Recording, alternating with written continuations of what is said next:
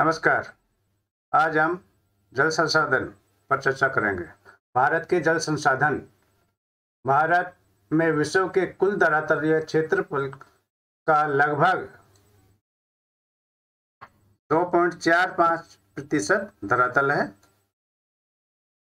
और जनसंख्या यहाँ पर लगभग 16% निवास करती है और जल संसाधनों जल की मात्रा यहाँ पर केवल 4% ही है।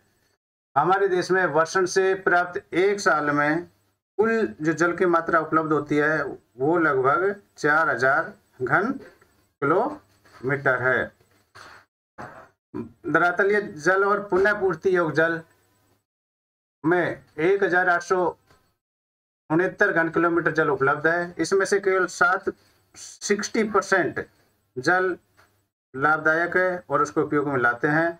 इस प्रकार से देश में कुल उपयोगी जल संसाधन 1122 घन किलोमीटर है।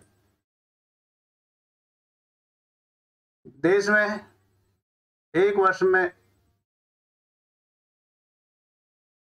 वर्षण से प्राप्त कुल जल की मात्रा लगभग 4000 घन किलोमीटर और धरातलीय जल और पुनः पूर्ति योग्य भूमि जल से 1869 घन किलोमीटर जल उपलब्ध है।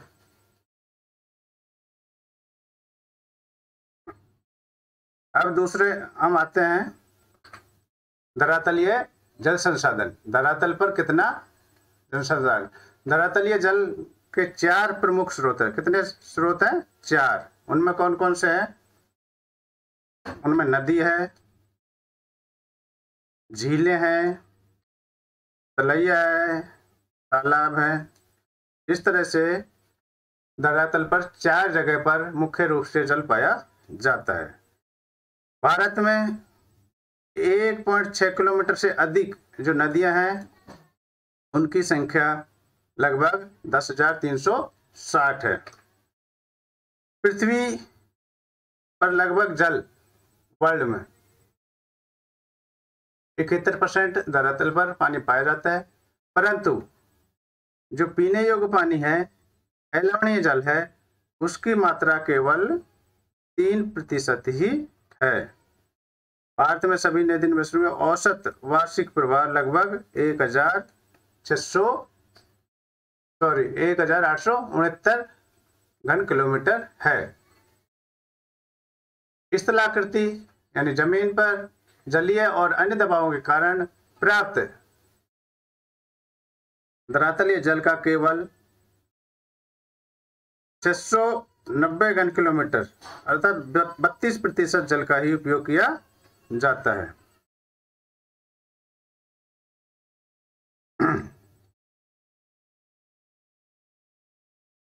भूमि जल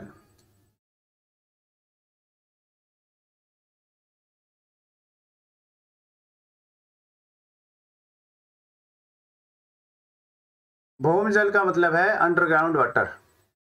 देश में कुल पुनः पूर्ति योग्य भूमि जल संसाधन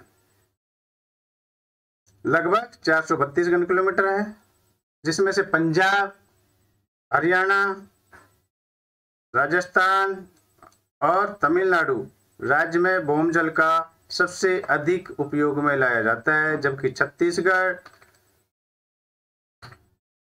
उड़ीसा, केरल ये राज्य हैं, ये भूमि जल का सबसे कम उपयोग करते हैं। गुजरात, उत्तर प्रदेश, बिहार, त्रिपुरा और महाराष्ट्र अपने भूमि जल संसाधनों का मध्यम दर यानी न कम और न ज्यादा मध्यम दर से उपयोग करते हैं। यदि इसी तरह से वर्तमान प्रवृत्ति जारी रहती है तो ऐसी स्थिति विकास के लिए बहुत ही हानिकारक है, जो सामाजिक उथल पुथल और विघटन का कारण हो सकती है। इसलिए जल को बचाना बहुत जरूरी है।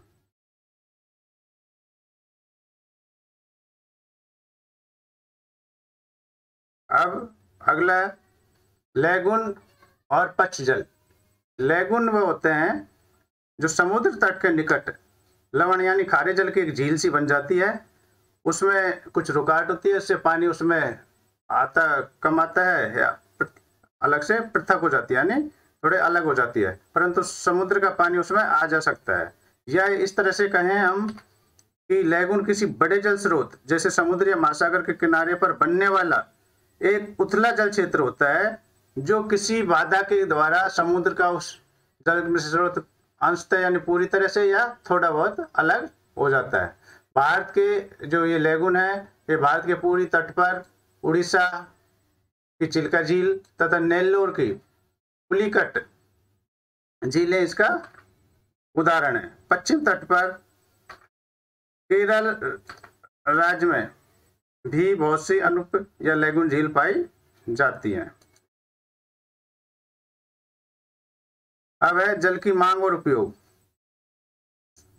जल की मांग और उपयोग। धरातलीय और भौम जल का सबसे अधिक उपयोग किसमें होता है? कृषि कार्यों में होता है। सबसे अधिक प्रयोग कृषि कार्यों में होता है। इसमें धरातलीय जल का 89% और भौम जल यानी अंडरग्राउंड वाटर का 92% जल उपयोग किया जाता है। औद्योगिक क्षेत्र में धरातलीय सतह का केवल 2% और अंडरग्राउंड वाटर का 5% भाग उपयोग में लाया जाता है, फैक्ट्रियों में या औद्योगिक क्षेत्र में। घरेलू जो हम घरों में काम लेते हैं उसका जो धरातलीय जल है उसका उपयोग भूमि जल की तुलना में 9% अधिक है। कुल जल उपयोग में कृषि क्षेत्र का भाग दूसरे क्षेत्रों से अधिक है। फिर भी भविष्य में विकास के साथ साथ देश में औद्योगिक और घरेलू क्षेत्रों में जल के उपयोग की बढ़ने की संभावना है। इसे ध्यान में देखते हुए पंचवर्षीय योजनाओं में कृषि उत्पादन को बढ़ाने के लिए सिंचाई और विकास के लिए बहुउद्देशीय नदी घाटी परियोजना जैसे भाखड़ा नांगल, हीराकुंड बांध, दामोदर नदी घाटी परियोजना, नागार्जुन सागर, इंदिरा गांधी नहर परियोजना आदि शुरू की गई हैं। वास्तव में भारत की वर्तमान में जल की मांग सिंचाई की आवश्यकताओं के लिए अधिक है।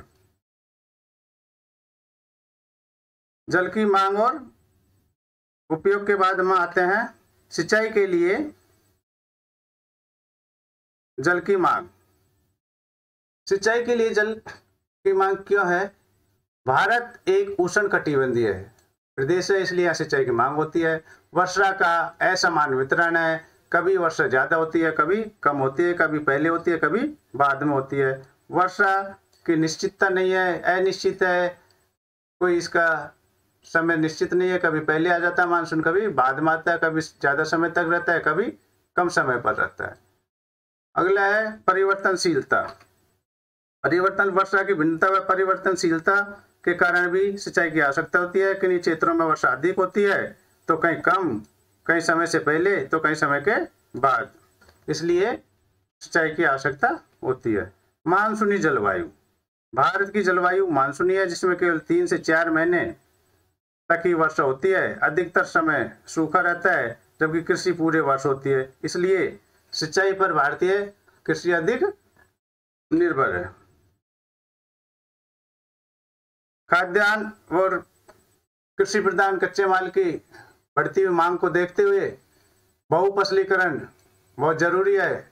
इसलिए बहुफसलीकरण के लिए जो तीसरी फसल जायद फसल उगाई जाती है उसके लिए सिंचाई की बहुत ज्यादा आवश्यकता पड़ती है। अगला है जल के गुणों में कमी क्यों हो रही है। इस पर हम देखिए, जल की गुणवत्ता से तात्पर्य है जल की शुद्धता है, यानी उसमें जो अनावश्यक भारी पदार्थ होते हैं उसे जल में ना मिलाया जाए। तो भारी पदार्थों से रहित जल है वही शुद्ध जल होता है। जल बाह्य पदार्थों जैसे सूक्ष्म जीव, रासायनिक पदार्थ, कीटनाशक पदार्थ, औद्योगिक और अपशिष्ट पदार्थ, उद्योगों से निकलने वाले और घरों से निकलने वाले अपशिष्ट पदार्थ होते हैं, वो जल को प्रदूषित करते हैं। इस प्रकार से जल के गुणों में कमी आते हैं और इसे मानव के उपयोग के योग्य नहीं रहता है, ये पीने योग्य नहीं रहता पानी। जब विषैले पदार्थ झील, सरिता, नदियां, समुद्र और अन्य जलाशयों में प्रवेश करते हैं, वे जल में घुल जाते हैं अथवा जल में मिल जाते हैं, जिससे जल प्रदूषण बढ़ता है और जल के गुणों में कमी आने से जलीय तंत्र प्रभावित होता है। और जल प्रदूषण निवारण के क्या उपाय किए गए हैं सरकार के द्वारा? जल प्रदूषण नियंत्रण। उपलब्ध जल संसाधनों में तेजी से कमी हो रही है, इसलिए जल भारी पदार्थों जैसे सूक्ष्म जीव, रासायनिक पदार्थ, औद्योगिक अपशिष्ट पदार्थ से प्रदूषित हो रहा है। इसकी रोकथाम के लिए सरकार ने कुछ वैधानिक व्यवस्था की गई है, जिनमें से जल अधिनियम 1974 प्रदूषण का निवारण और नियंत्रण है, पर्यावरण सुरक्षा अधिनियम 1986 और जल उपकर अधिनियम 1977 है। लेकिन ये अभी पूरी तरह से काम नहीं कर रहे हैं। कानून बनने के बाद भी पूरी तरह से इनका प्रबंधन नहीं हो पाया। अब नेक्स्ट है जल प्रबंधन। जल प्रबंधन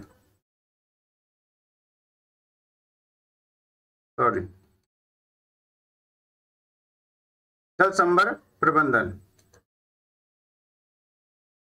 जल संभर प्रबंधन से संबंध है कि धरातलीय भूमि जल संसाधनों का दक्ष प्रबंधन, उचित तरह से प्रबंधन हो कि पानी खराब ना हो, जिससे कि व्यर्थ में जल खराब ना, जल संभर प्रबंधन कहलाता है। केंद्र और राज्य सरकारों ने देश में बहुत से जल संभर विकास और प्रबंधन कार्यक्रम चलाए हैं, जिसमें से मुख्य रूप से हैं हरियाली।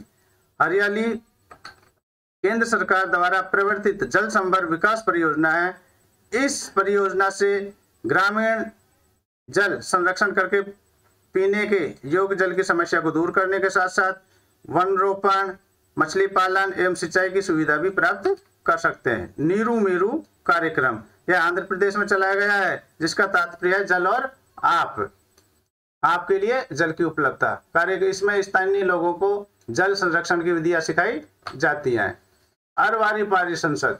अरवारी पानी संसद राजस्थान के अलवर जिले में ये चलाई जा रही है। उसमें जोड़ की खुदाई और पानी को रोककर जल का प्रबंधन किया जाता है। पानी को रोककर बांध बनाए जाते हैं, इसे अरवारी पानी संसद कहते हैं। तमिलनाडु सरकार द्वारा घरों में जल संरक्षण जरूरी कर दी गई है, आवश्यक कर दी गई है। किसी भी इमारत का निर्माण बिना जल संरक्षण के नहीं किया जा सकता है। वर्षा जल संग्रहण। वर्षा जल संग्रहण इसका मतलब है कि वर्षा का जो पानी है उसे इकट्ठा करना है। वर्षा जल संग्रहण विभिन्न उपयोगों के लिए वर्षा के जल को रोकने और एकत्रित करने की विधि है। वर्षा जल संग्रहण के उपयोग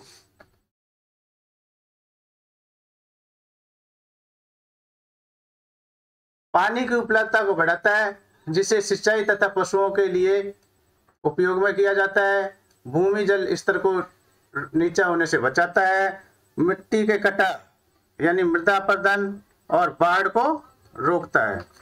फ्लोराइड और नाइट्रेट जैसी प्रदूषित पदार्थों को कम करता है और भूमि जल की गुणवत्ता को बढ़ाता है।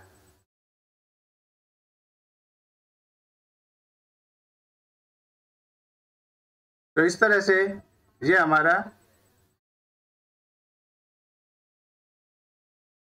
जल संसाधन चैप्टर पूरा होता है। आशा है कि आपको यह